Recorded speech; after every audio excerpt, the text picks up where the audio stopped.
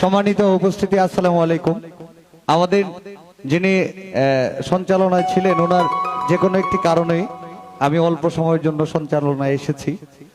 তো আমাদের নেত্রকোনা অঞ্চলের জীবন্ত কিংবদন্তি সাধক রশিদ উদ্দিন সাহেব, ওনার এই প্রোগ্রামে আমাদের আরেক জীবন্ত কিংবদন্তি বাউল কবি আব্দুল সালাম সরকার সাহেব, ঠিক না?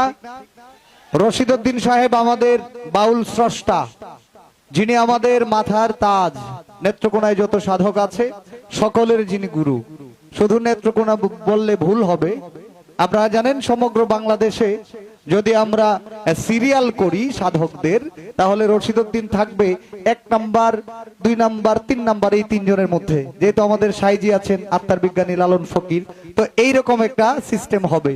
তো আমাদের এই ভাটি বাংলার যিনি প্রাণ পুরুষ, যিনি বাউল স্রষ্টা রশিদ উদ্দিন, ওনার পরে আরো অসংখ্য সাধক জন্মগ্রহণ করেছে ওনার হাত ধরে। এই প্রজন্মের যিনি জীবন্ত কিংবদন্তি, তিনি হচ্ছে আমাদের বাউল কবি আব্দুল সালাম সরকার সাহেব। জন্য একটা হাততালি হবে সবাই। আমার ভাইয়ের গান শুনে যিনি আগে সঞ্চালনায় ছিলেন, আমাদের জীবন সরকার সাহেব 500 টাকা দিয়ে উৎসাহিত করেছেন, এবং আমাদের অতিথি মেহমান শিমুল হাসান ভাই, বর্তমান সময়ের উদীয়মান শিল্পী, উনিও 500 টাকা দিয়ে দোয়া করেছেন, ধন্যবাদ জানাই। আর বলেছিলাম একটি কারণে আমাদের সঞ্চালক আপাতত একটু অফ আছেন, সেই কারণটা হচ্ছে উনি নিজে এখন গান করবে, সে বিধায় ওনার নামটা আমি বলার জন্য উপস্থাপনা এসেছি। গান করবে জীবন সরকার।